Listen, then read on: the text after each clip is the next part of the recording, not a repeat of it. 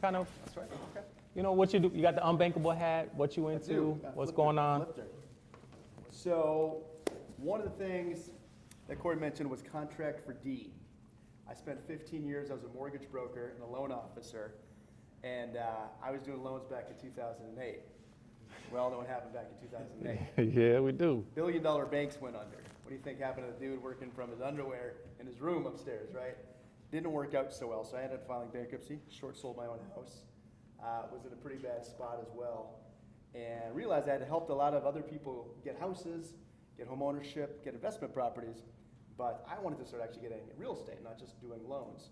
And so I did what you guys do, right? I listened to podcasts and YouTube and found some people talking about lease to own and seller financing and make the terms, right? Like I said, it's whatever you negotiate. So I started doing that, and if I could help someone get financing, I got them a mortgage. If I couldn't help them get a mortgage because the underwriter said, sorry, denied, I'm like, I think I can still get you a house. And so I started a rent-to-own contract for deed program, and now my company, Unbankable, basically helps anyone get a home or an investment property, even if you can't get regular bank financing. We have no minimum credit score. We do look for some money down though, so we can have some skin in the game. So we want to see 10% down minimum. More the better, the more you're going to get a lower price, but no minimum credit score. And we work with a lot of people who've been in foreclosure, bankruptcy, a lot of self-employed folks like us in the business, because you know we maybe make $100, $200, $500,000 a year, and you write everything off, so it looks like you're making like 30 grand instead of 200, right? So the banks have a hard time giving financing with the tax write-offs. But yeah, I have about 15 Airbnbs, have another 10 properties that we have on the rent-to-own contract for deed, and I love to take my kids to Wisconsin Dells for Airbnb down there, or Airbnb in Florida, out on the water, up at Lutsen. If you guys ever want to go skiing or hiking up there, let me know. And I'm super passionate about just sharing real estate. I do some coaching as well, and have students nationwide that are doing our Unbankable program in the market. So it's an honor and a privilege to be here. Hi, Ricky, what you got? All right, my name is Ricky Cheath. I'm the market leader for Movement Mortgage. So basically that means that I run a team that covers all of Minnesota, all of Wisconsin, and all of Iowa. Movement Mortgage is a top 6 national retail lender. But I mean, before I got in the business, man, I am a first-generation Cambodian refugee. So that you know, that 2010 Corey, Yeah. man, that was rich. You know, I was balling. You were balling. I was balling. I mean, we were, imagine moving to the country, didn't speak English, 7 people living in a 2-bedroom apartment, right? So that was my situation. So, and then now, fast forward, 46, my team currently does anywhere from 250 to 275 million a year on a bad year. I got one of my team members over there and my wife over there. Hey. So what we do, I mean, we have what's called qualified mortgages and non-QM, non-qualified mortgages. So we can help you whether you need a traditional loan, whether that's a conventional loan, home equity line of credit. And we also do non-QM. So like, let's just say you didn't file your taxes. A normal bank wouldn't allow you to do a loan. We don't need you to file your taxes. So if you're cash rich, if you have a lot of cash deposits, we can go non-QM and then help you get into a loan. So we have everything from, you know, traditional to non-traditional. And if you want to ask questions later, hit me up. All right, I'm David Hutchinson.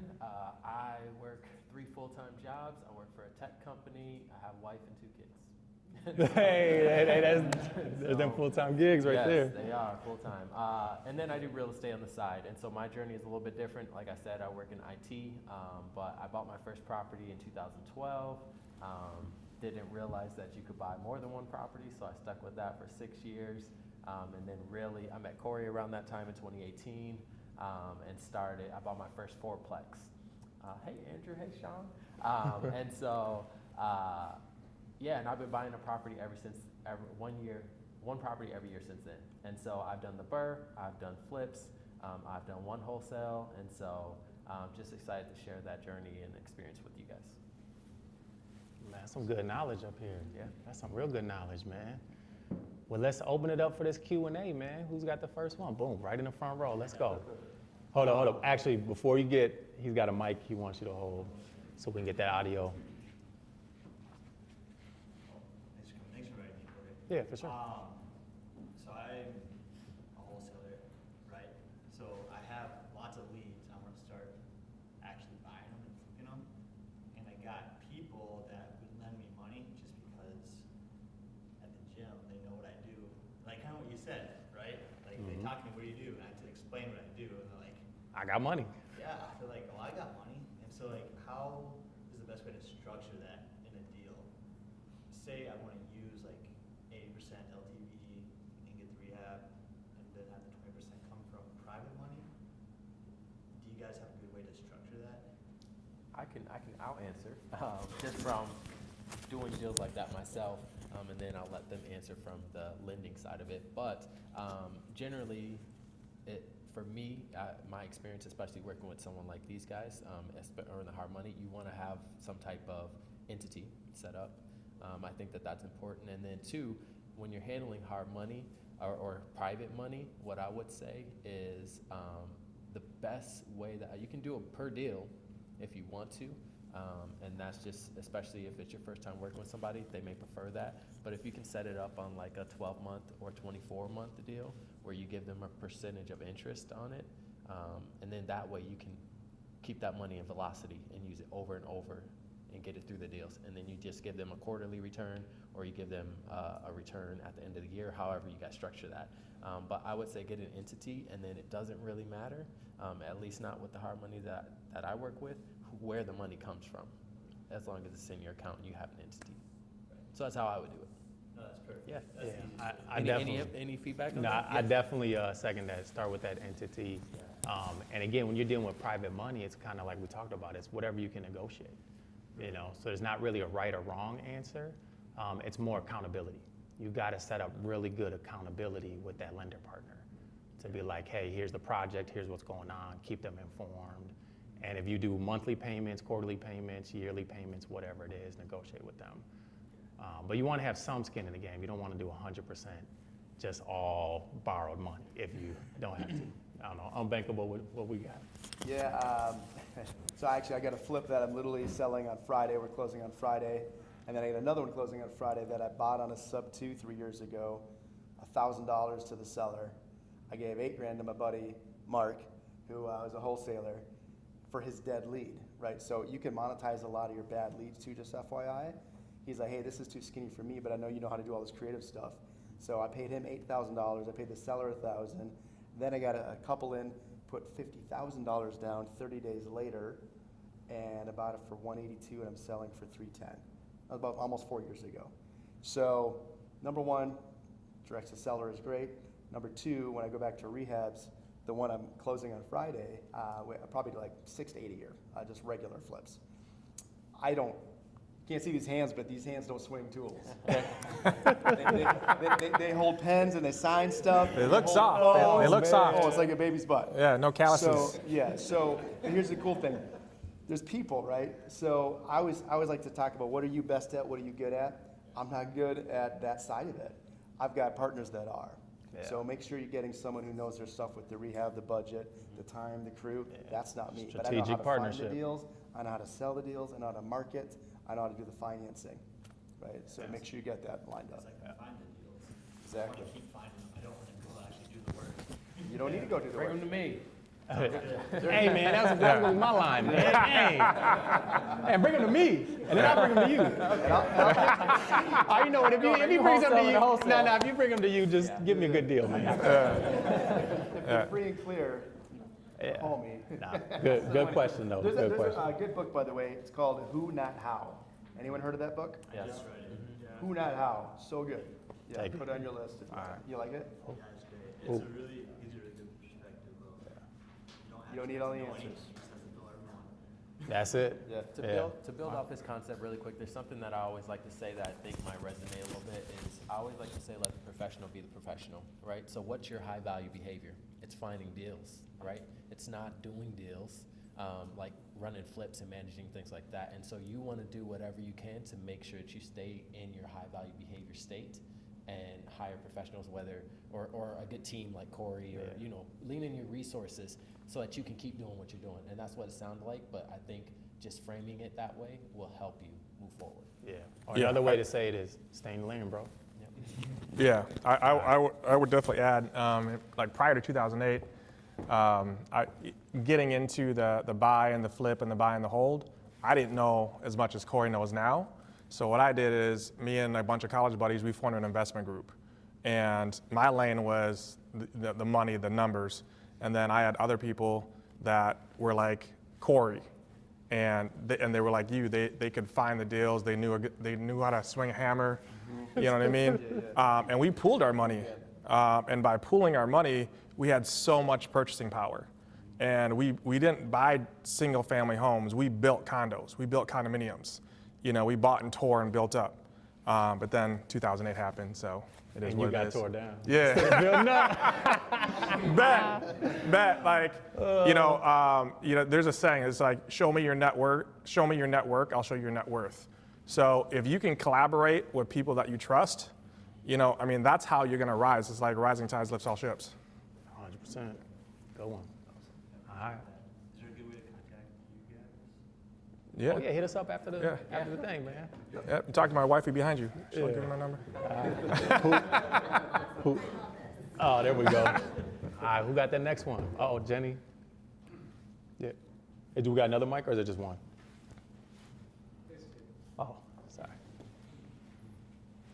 Hey, Corey, you know I'm gonna take you for this one a little bit, right? All right. So I have HELOC, like kind of sitting around ready to go. We've been trying to find properties. And you had said earlier, avoid hard money if you can, right? So we had to potentially, or I had to use hard money on that, the one we were talking about. Yep. Are one or all of you able to help to avoid using hard money, or like talk to me about how you're different than me using HELOC plus hard money? Like when it comes to financing. Yeah, go first. Me first. No, well, David don't do the finances, so he Yeah, like. I don't do the financing. David just Yeah, got I get money it. for you. Yeah, David got money. Yeah. No, go ahead. I get- What I would say though is, Corey, there are benefits to using it. It's Yeah. just knowing how to using it and Yeah. knowing how to analyze the deal to make it work. That's what I'll say. So hard money's not bad, but what he's alluding to is if you don't know how to use it, if you don't recognize your full cost up front, and you just think, oh, it's 6% or 12% or whatever, so it's really making sure that that's part of your analysis. That's what I'll say. But yeah, go So, ahead. and I'll say hard money isn't necessarily by itself bad. So it's just that it can be one of the more disastrous loan products you get if you don't manage the project right. So if you hit your timelines, you hit your quotas, hey, this was a 3-month project for $50,000, and if you hit it in 3 months and your budget's around that $50,000, it's a great product, you'll win. The problem is on a lot of first time, it's not gonna be 3 months. It might be 4 or 5, and your budget, it's your first time working with a budget, so it can snowball and get out of control, and that's when you can have a zero gain or come to the table with money.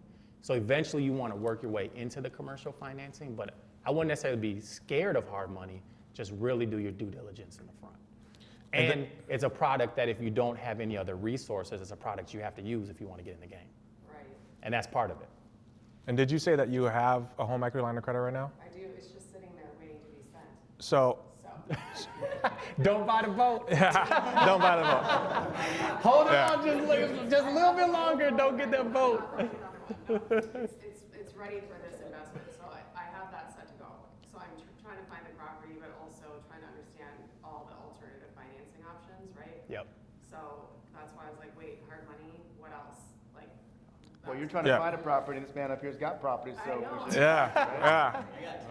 That's collaboration. You know, my advice, if you've already got a home equity line of credit just sitting there, you have to really ask yourself, first of all, what is your risk threshold, right? Because everybody here has a different risk threshold.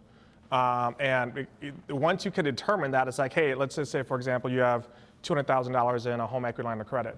And you know, your risk threshold could be the entire $200,000. Or your risk threshold could be, you know what, 100,000, because if I take out 100,000 of my 200, here is the minimum payment, right? And then you can work it backwards and figure, all right, I'm gonna use 100,000 for this, and then maybe 30,000 or 40,000 for hard money or whatever, right? And then you calculate it backwards. That way you're not over leveraged, okay? And if it's your first time using it, I mean, you know, I wouldn't jump right into your entire line because you want some reserves. So there are some, and I'm sure Corey has it, and these guys probably have it. There are some spreadsheets that you can, that flippers and investors have, and they have the formulas for it. So you can put in exactly, hey, here's what it's going to cost me to buy the house. Here's what it might cost me to do my upgrades. Here's what it costs for the money, right? And then it'll, on the bottom, it'll say, this is my return. And as long as you give yourself a floor, you got to stick with it. Or contract for deed. Yeah. Contract for deed, absolutely. So, kind of again, we make our own rules. The big thing we're looking for is, again, that minimum down payment. We want to see at least 10%. Now, if it's non-owner occupied, which is what we're talking about, an investment property, we might want to be closer to that 15%, maybe as low as 12 to 13. I don't mean to be all over with numbers, but everyone's different, right? Like, Ricky knows as a lender, right? People walk in with an 850 credit score and 25% down, they're getting a very different deal. I'll take that all day long. Yeah. That's a very different deal than Corey 10 years ago. Then 540 with I mean, you're not hearing the same thing. So, so we How look much at, for we look one at everything. rib? Yeah, we look at everything, but yeah, I'd say 12.5% to 15%. We would work with that, which is way better than 20%. And we're also flexible with the property. If it's a little beat up, obviously it probably will be beat up already. That's why you're flipping it. We can work with that. But we work with investors and like, hey, I could go get 2 houses instead of 1 because I could come with less money down. We're not as picky. But if it's your first time, we may want to have some saying a little bit or some guidance. We want to help you, right, to be successful. But tell them, they don't know, but the contract for deed, how you're able to go buy the property and then put the investor in the contract for deed. So kind of share like how the contract for deed actually works. You guys are actually buying the property and then putting the buyer in that CD. Correct, yeah. So you can pick out the home you want, off market or on market. We will then go buy. So we have a bunch of investors, and I call them lazy landlords affectionately, right? Because they don't want to go swing a hammer. They don't want to do all the work. They don't want to go find the houses. They have day jobs. They have businesses, right? They're attorneys. There's pilots. We got one pilot for an airline. He's bought like 10 houses with us, right? And they're not rich. They just have jobs and businesses. And so they work with us to help people, and they can get cash flow, and they get the profit of flipping a house without swinging a hammer doing any work. And we just come in, we're the glue, right? So we just kind of take all the puzzle pieces, put it together. So if you want to look at something like that, you actually get cash flow and you get to flip. Now it's over usually a period of 2 to 3 years though, right? So, it's not $1 million flip where you make in bank in 6 months, but at the same time, it's more calculated, right? So when you look at your risk threshold, you can lose your shorts on a flip as well, because it's all kind of guessing, let's be real, right? There's good guessing and there's bad guessing. So the way we operate, it's a little bit more calculated, which is kind of fun. So, so we work with, rehabbers or investors who are like, I'd like to have cash flow, but I'd also like to get maybe $20,000, $30,000, $40,000, $50,000 in a couple of years as well, and I can come in with less money down. So a lot of our investors end up buying houses for only 10 to 15% down, which is pretty cool. Did it help? Oh, go into the mic. 1999 and no, I'm just kidding. We got a promo going this weekend though. We're at 16. This week only. Buy down the rate. No, you know what? We're so it's funny when you're saying it earlier, I was going to crack the joke, but I'm like, not yet. So there's hard money, right? And then there's bank financing. We're semi-hard, okay? So we're like, That's a button bar right there. Hey, we can edit that one out. We're semi-hard money. So we're about 2 to 3% points above market, right? So if Ricky's going to get you a 7%, right, we might be 9 or 10. So we're not to hard money, which is going to be 12, 13, 14% interest rates, and 2 points, right? Anyone know what a point is? Yes. From class? Yeah? 1%? right? So a hard money lender say, hey, for you, 14% and 2 points or 3 points. It's expensive money, but it's quick and it's easy. If you get a really good deal and there's a lot of meat on the bone, it's great, just like Corey's saying. Yeah. But if it's not, or it's skinnier, or you're gonna take more than 12 months to do it, for sure, we're a great alternative because we're only gonna be at like 9 or 10%. I don't think we've been above 10 for a long time. And I could say from a banking perspective, if you can't qualify for one of my loans, I mean that's beautiful. I mean I would take a customer. Let's just say I couldn't qualify or my team couldn't qualify, and I would easily pass it on to you because of what you just said. So. Yeah. Hold on, you started talking right before I finished, though, there is a markup on the price. Right, Yeah. there's a markup on the price. Yeah. So we're not banks. We don't have $1 billion just chilling in 1%. So there's our price and there's kind of a future price. So what I typically say is, if you want a home today and you can't get a home, right, and now you're stuck having to go rent something, and you come back 2 or 3 years later, and then Ricky's like, hey, I got you, right? Now you're good to go. Well, what is that house worth in 2 or 3 years? It's not the same price as it was now, right? It's going up. So we just kind of calculate that future price, and you're agreeing to that price now. So maybe it's a $300,000 house that we buy it for today that you find it at, and your price is $320,000, $330,000, $340,000, depending on when you buy it, okay? But keep in mind, anything you do to fix up the property, it's all your equity, right? And if it's worth $370,000, that's all your equity, right? And the money you're paying every month is going towards your property, and you came in with only 10 to 20% down. That's what I heard you say. Is nothing's free, right? Nothing's free. I heard free. You can, yeah. All right, Yeah. that's a good one. That answer your question, Anthony? Yeah.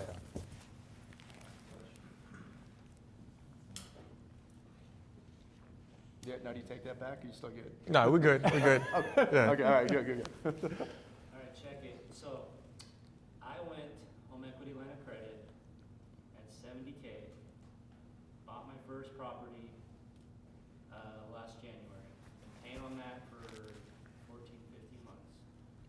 I spent 9 months renovating it all by myself, DIY. Put it on Airbnb for 4 or 5 months now, clearing 4 or 5K a month on a $1,500 mortgage. I can't do the bird because no one will give me a refinance on the new for a new loan because everyone keeps saying 12 months of rent for Airbnb, short-term rental, this, that, the other. It's worth like $330.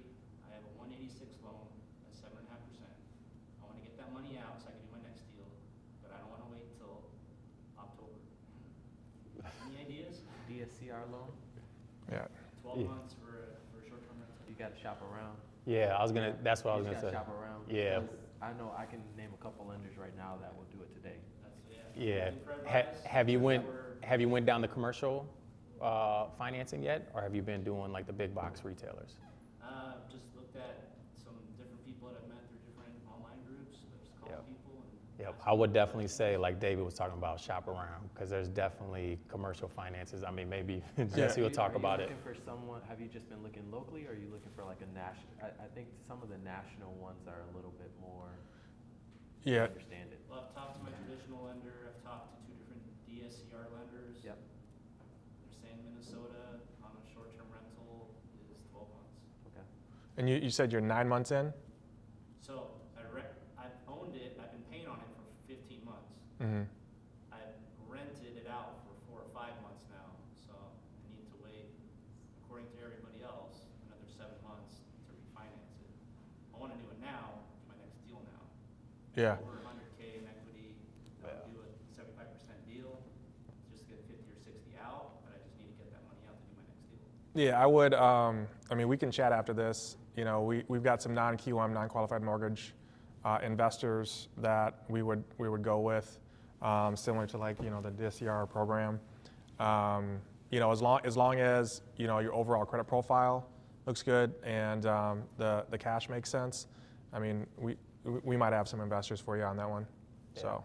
Yeah, that's Yeah. more like a private commercial, something like that, where you Yeah. can get the decision makers in a room, you can get them on the phone versus Yeah. just a traditional. So that one's just, shop around. Yeah. And talk to Ricky afterwards.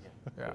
Yeah. I'd be astounded if he can't find a way, if they can't find a way between what you guys know and who we know, and we probably could drop a bunch of Yeah. a bunch of lenders and bankers like Yeah. that between all of us. But if none of that works, you can still look at a second as well. They are tougher on an investment property, but if you have a good loan to value, you can do that. And there's another company that I've been hearing more about. I've sent a few people to called Home Tap. I don't know a lot about it, but it's kind of a second mortgage, almost like a VA loan. It's kind of a longer repayment period, but they're a little bit more flexible. So again, I would use those as backup options. I'm a big backup guy. I'm plan A, B, C, D, all of it I'm looking at, right?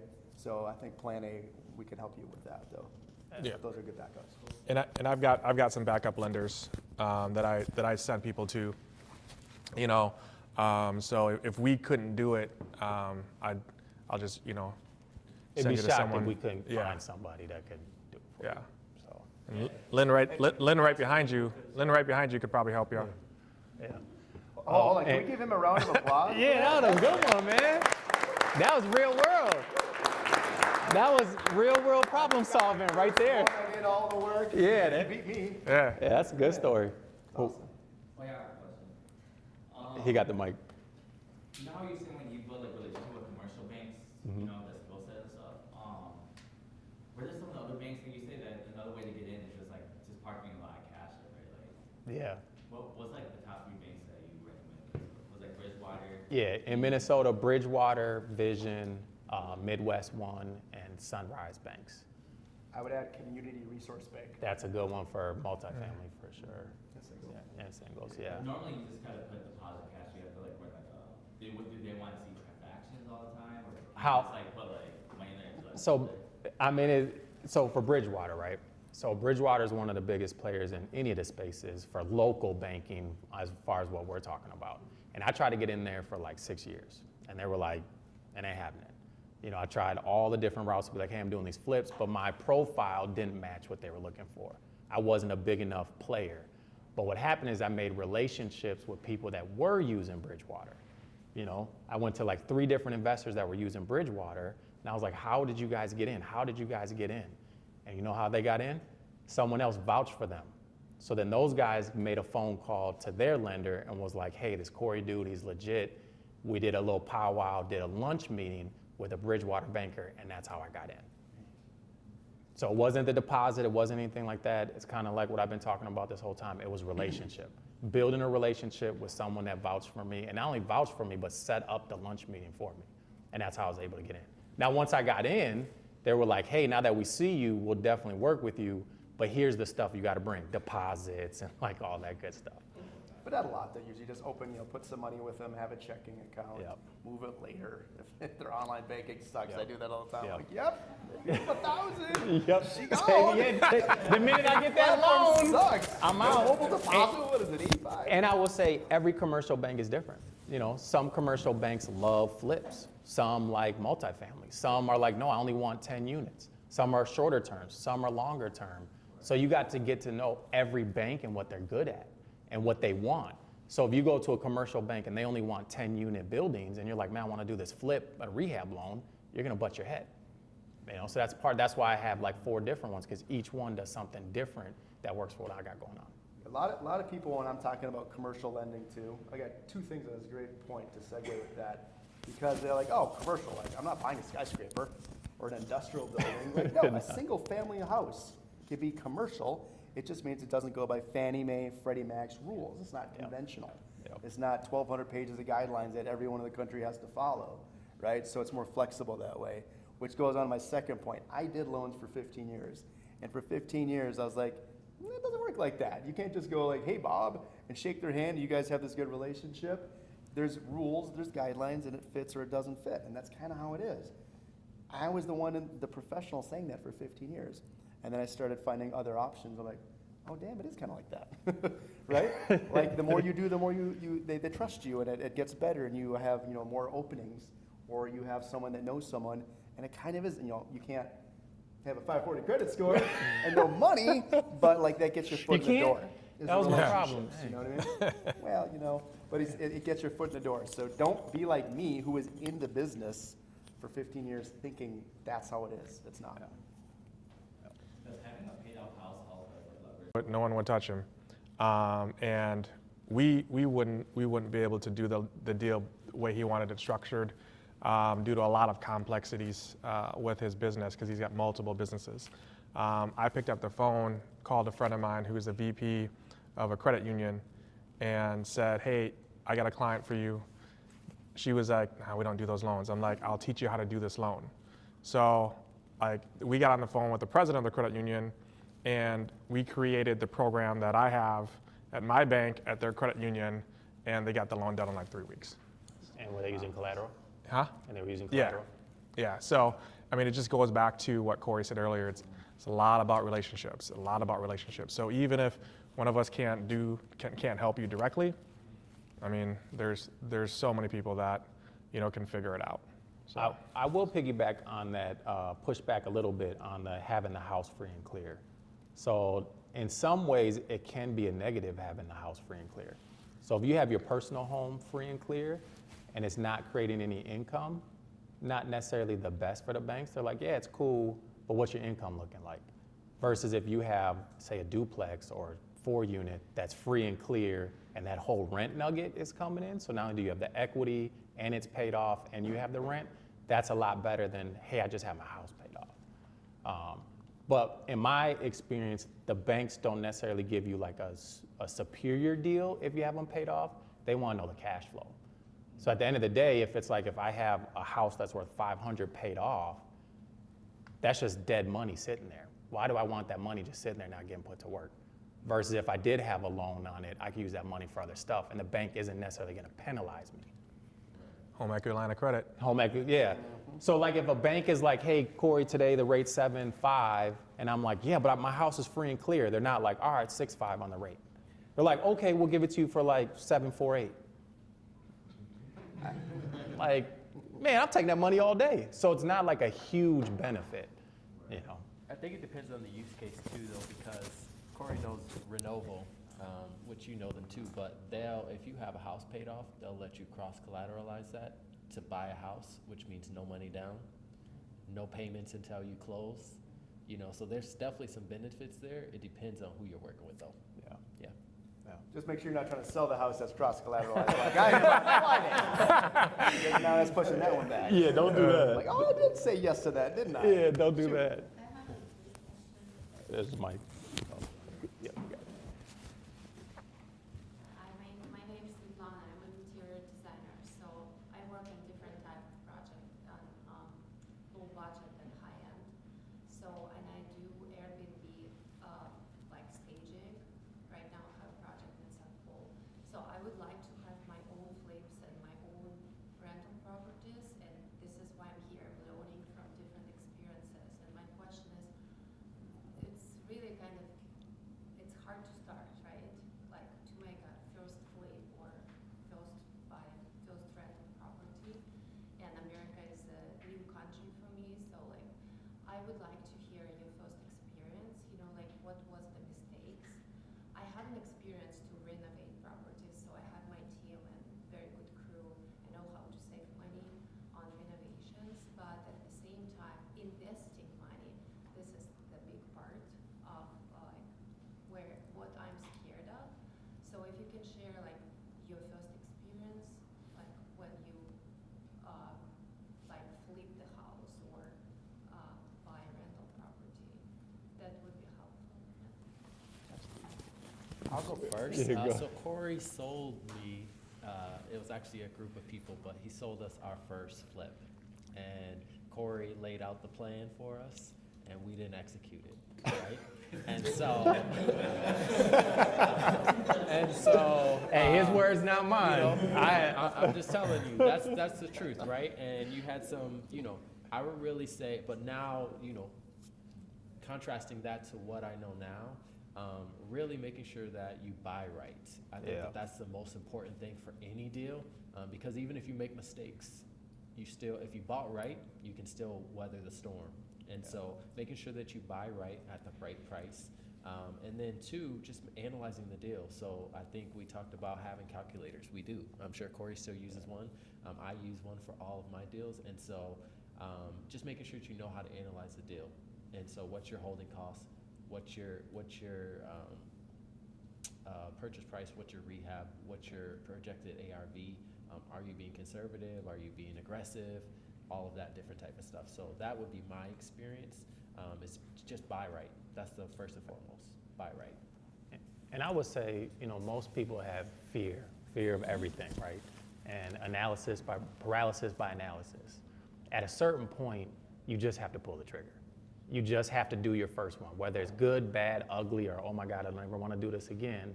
You're not going to learn until you go do it. So for me, my first go around, I did good the first couple ones, but it was a different market. That was like 2005, 2006. You could buy a house without having all this unbankable and everything. I could go to US Bank and get a 100% loan for $500. Different. Free furniture. And yeah, all that. I was right now. So it was a different market. But when I restarted from my first deal, the only way I was able to get it was a loan, private money from an uncle. That was how I was able to do it.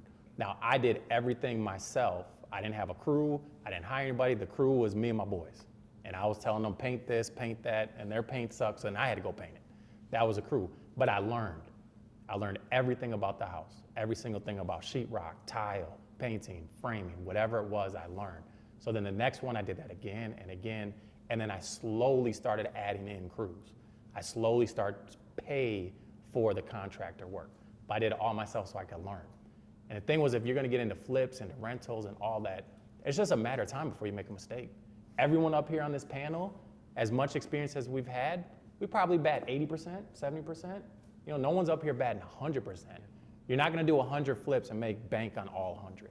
At some point, you're gonna have one that goes wrong. And to David's point, he just said his first one, how much did you lose or make? $6,000. He lost $6,000 on his first one. How many flips have you done since then? 7. So, yeah. Yep. So I mean, I'm not trying to beat a dead horse, but it's right there. Like he got in, he's like, man, I'm gonna do it. Yeah. And he thought he had everything analyzed. He did his calculators. He was like, I got it figured out. Even when someone was telling him, don't do that, he was like, no, I got it. And he messed up and he was like, oh. But you know what? I bet you didn't make that mistake again. Nope. And I bet you every single time it got better and better and better. So I'll encourage you to at some point, just pull the trigger. But do you think it's a good time right now in the market to do flips or not? It's always a good time. Yes. Yeah. Always a good time. I mean, especially coming from a banking standpoint. So there's a stat that for every 1% in interest rate drops, 5 million buyers enter the market, right? So think about that right now. Right now we have an inventory shortage. Okay? Huge inventory shortage. And people are door knocking trying to get inventory.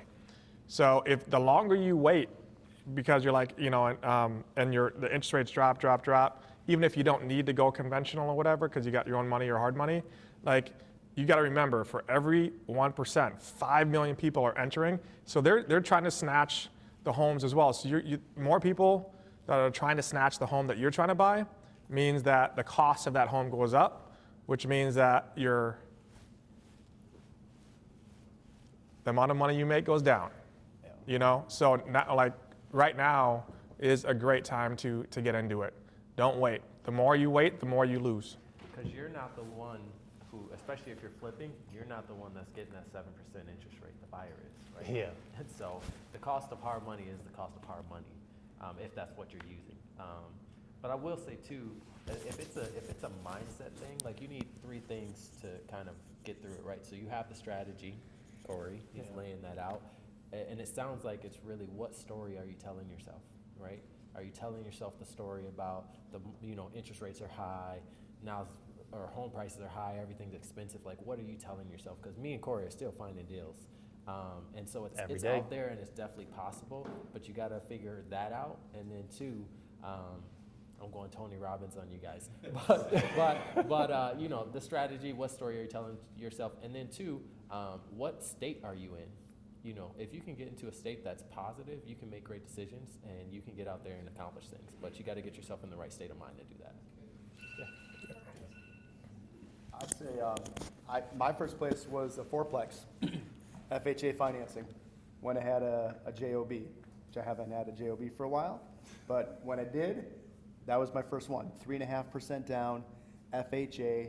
I lived in it. Now maybe it was very short that I lived there, but I lived there, and then that was my fourplex, right? So if you can qualify for a mortgage, okay, Ricky's got you. If you can qualify for a mortgage and you can do FHA and you find a multi-unit property and you live in it, and I don't care if you don't love it. I don't care if it's not your forever place. Maybe you got a spouse that's like, oh, we're not living there. Honey, it's a year. It's 2 years, right? Buy it, get in it, but start that way, okay? And then from there, you can condo it out. You can increase the rents. You can renovate it while you're living there. But 3.5% down is pretty crazy.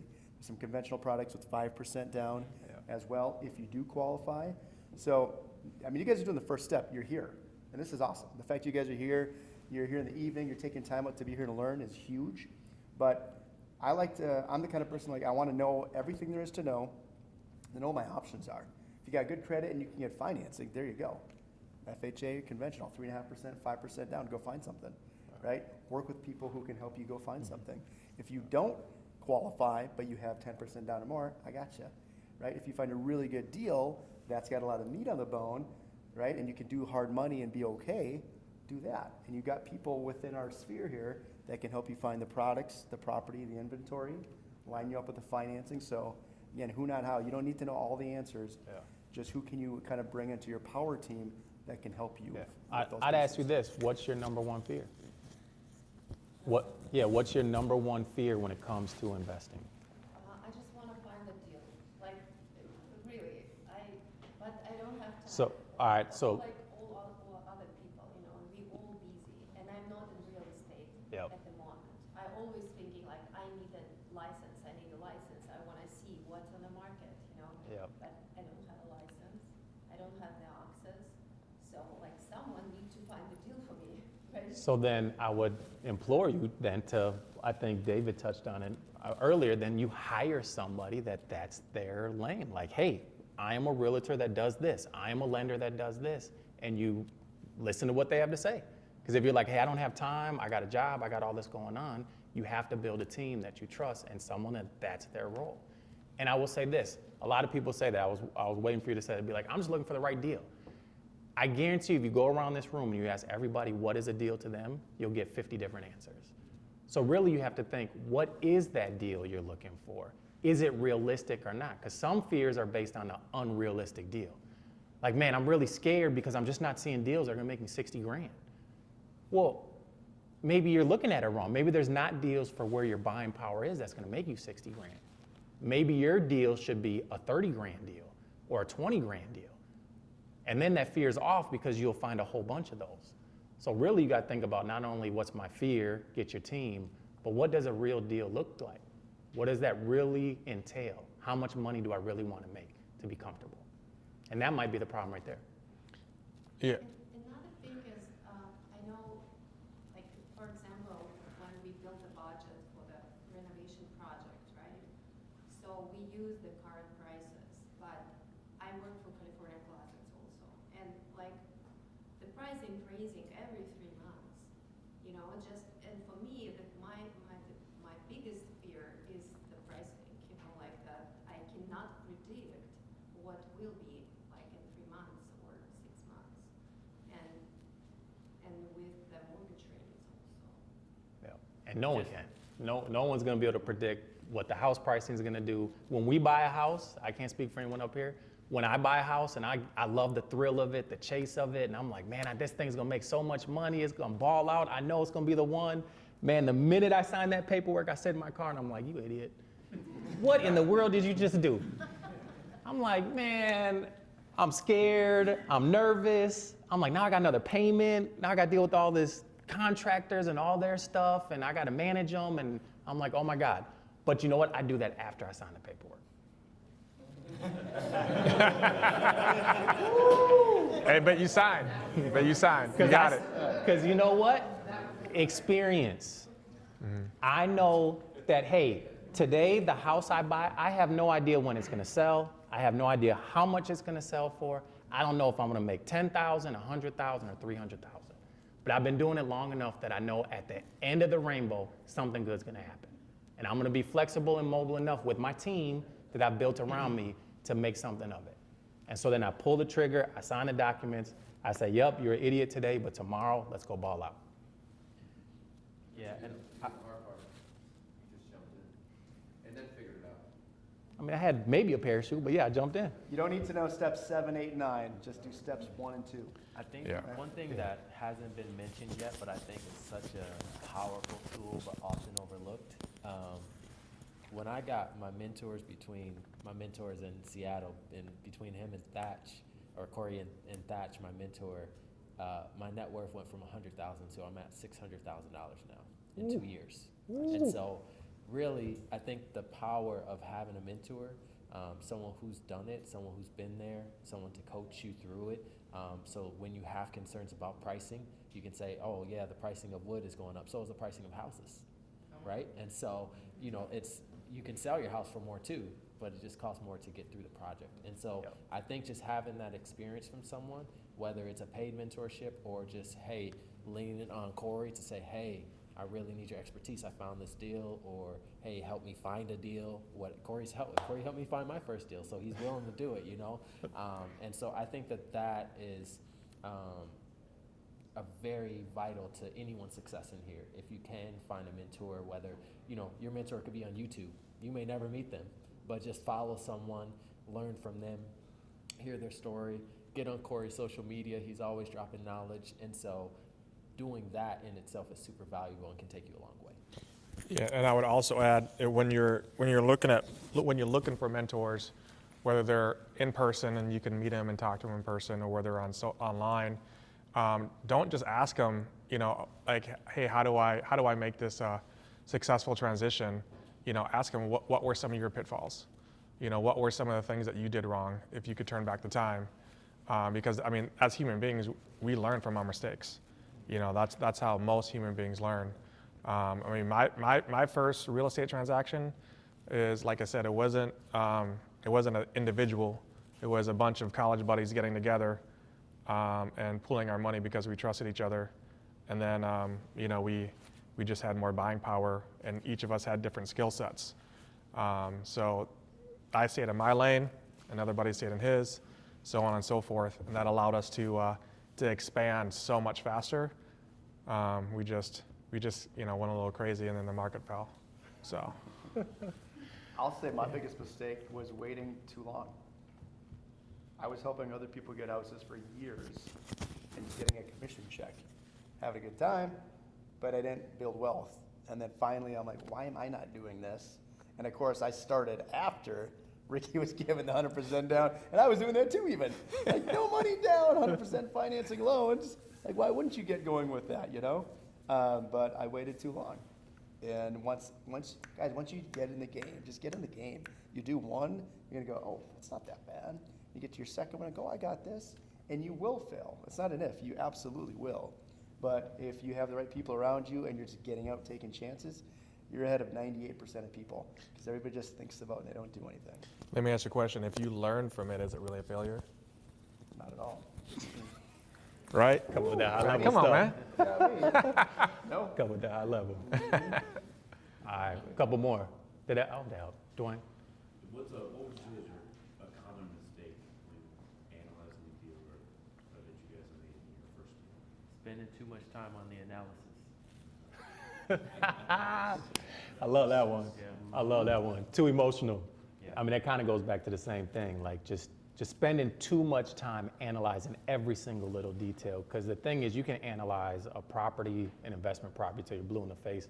You open up a wall, man, all bets are off. You don't know what you're gonna find. Yeah, I'll just say two things. One thing was the first thing that really got me back into real estate when I started trying to get back into real estate in 2016. It didn't work until 2018. But one of the things that someone said to me is that lenders want to help you get the loan. So call one and figure out what you need to do. And I always, and that goes back to what story are you telling yourself? I always told myself, no one's going to give me a loan. Without even talking to a lender, right? Without even talking to one. And then I talked to one and they were like, hey, your credit score is at this and this, get it up to this and this, and we can work with you. They want to help you. Go to a realtor. and say, hey, I'm looking for, they want your business. They want to help you. And so just stop telling yourself that story, and then analysis paralysis. Don't get stuck. Make the call. You got to be very decisive in this business, and it's risk. And so you just have to understand what your risk tolerance is. But real estate is super fun. Once you get into it, I will say it's super fun. I have so much fun doing real estate, and it completely changed my life. So, Jenny, you go. Yeah, I had a follow-up question for you. You said you lost $6,000 on your first deal? I did, yeah. Oh, a follow-up question for you. You Yep. lost $6,000 on your first deal, so what was the story you told yourself in the bank after that? To get to where you are? To get to where I am, I basically said, I'm gonna work solo for a little bit. I just had too many leaders, or too many captains trying to steer the ship. That's what it was. And then, we had conflicting ideas of what it was. So it was a partnership. And now I know how to pick my partnerships. And so I just did a flip with Andrew not too long ago, and we made 58 grand. And so, we were able to split that. And so I never gave up though. I've an old girlfriend of mine, she bought me, I'm married now, but the best thing I got from that was she brought me Rich Dad Poor Dad, and ever since then I knew real estate is how I wanted to. Because in 2007, everyone's mentioned it, 2007, 2008, everyone lost their pensions and 401ks. I was like, that's the stupidest thing. I'm never gonna do a 401k or anything like that. And no offense to anyone who's doing that. But I knew at that moment that I wanted to do real estate. And so I never gave up. $6,000 is not much. It was a lesson learned. And I spent more, I spent 60 grand on an education that I don't even use. And so, I'm just being real. So going to lenders or hard money after that, was that a tough sell for you? No, because it wasn't their issue. It was my issue. I didn't listen to Corey. Corey gave me the strategy, and I didn't execute it. And so that's what it was. It wasn't the lenders. It wasn't anybody else. That's a lot of pressure. Yeah. Hold on, man. Hold No, on, it wasn't man. him. No, because you laid out the what game you- plan and it was perfect. Like Corey did nothing wrong. Yeah. I didn't execute it. Yeah, and Yeah. I think I mean, sort of this credibility or proving that you can do it. Yeah. So if you had lost a deal, even though it's only $6 grand, if you have to go to a lender, any option, and you're like, have you done flips before? Well, yeah, and I lost $6 grand on the first one, give me some more money. I never said that. Yeah, but secret sauce. There is not a hard money lender that I've ever met that if you went to and said, yeah, I did this flip and it didn't go well, I want some more money. There's not a single one that's gonna be like, nope, I ain't gonna give you the money. Yeah. They're gonna be like, all right, well, what you want? 14%, let's go. The credibility, I think one trick that I mean, or 14.5 or 15. So I work with I have a community here that I work with, and one of the things that I do, a little trick to just say is, and I do this with sellers, I do this with lenders, it doesn't matter. I say, my team. And so even Andrew's part of my team, Sean's part of the team, any deal that they do, I show them and I say, hey, this is the last deal we did. And it's just, because I give Andrew insights. I say, hey, put the bathroom here. I say, hang the mirror here. I give insights. And so that's just if you don't have the credibility and you're worried about that, that's one thing that you can do. But otherwise, if you're new, just tell them. And, it may cost a little bit more, but once you build that relationship, I think everyone's mentioned relationships up here. And so when you build that relationship, it's going to get better over time. But again, that's just, don't use my bad experience to not do something. Like, remember that story that you told, you can do it. And everyone, my mentor has lost, I think he lost $8 million on a real estate transaction or something like that. And so everyone loses money. But guess what? They keep going and they can move on to the next deal, and things just, you learn from experience. 100%. Well, anybody else? I've done a couple flips with Prime Financial. How was Renova? I think Renewal's better. Hey, just let it have them. I was introduced to Prime Financial when I first got started, and they were just the first one. They're big in our market, and so, but yeah, Renewal's better. Yeah, 100%. I'm looking at one next. Yeah, You should. I Reach out second to that. Hattie. I've worked with them, Yeah. they're good. Yeah. Yeah. Okay. Yeah, Renovo's cool. But there's a lot of options out there. So, Yeah. but there used to not be as many, but there's a lot of options And now. them the only two I'm pretty, I think there's one other guy, but anytime I say. Yeah, It's all good. All right, any other questions? Otherwise, we're gonna wrap it up. We actually, man, that was some good Q&A. We went past time, but anyone else? I was gonna say one thing to your question too, as far as, you know, the things that can get you. I was literally looking at a house yesterday from a wholesaler friend of mine, right? That's where I got the lead from. And my flipping partner, again, he's got all the skills that I don't have, and we complement each other. We're looking at it, and he's like, I think this is really good, really good. And I'm like, yeah, but you're looking at the top 3 comps. You're kind of ignoring the bottom comps, right? And so it's easy sometimes to get really excited about, well, it could be this and this and this. And sometimes it is. Sometimes it's better than that. Yeah. But you can't just ignore the ones that are at the bottom. Like, well, how come this one that's a 4-bed, 3-bath also sold for this, right? And so, you know, I mean, I know, like, I had Corey on my podcast, and we're talking, and he's very smart about the ones he picks and chooses. There's some cushion. So if it doesn't work out, usually still pretty good, right? And if you're starting out, and for you, you know, you've never done a huge flip, and you're like happy with $20,000, but 20 grand, that can move pretty quick too the other way, right? So you want to be making sure that you're looking at that. Again, you don't need to know that. You don't need to know the comparables that well.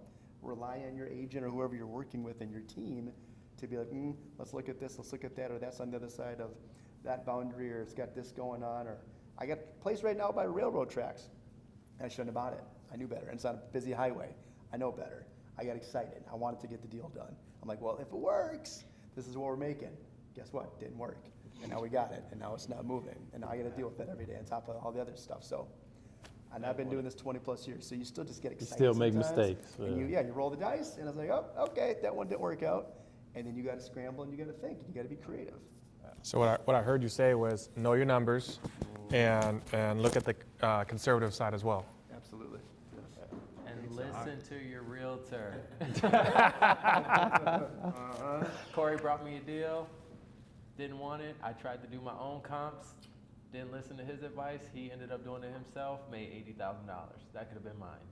So, Hey, that's real right there. That's legit. being honest, like he made. I used. You weren't here, but I used that as one of the storybooks from one of the sessions, man. Lesson learned. Listen to your Yeah, realtor. brought him a deal. I made 80 racks on. I was like, all right, you don't want it? Okay, I'll take it. All right, Yeah. Go ahead. y'all get something out of this tonight? We'll wrap it up, man. I'm gonna pray for everybody. Hey, good.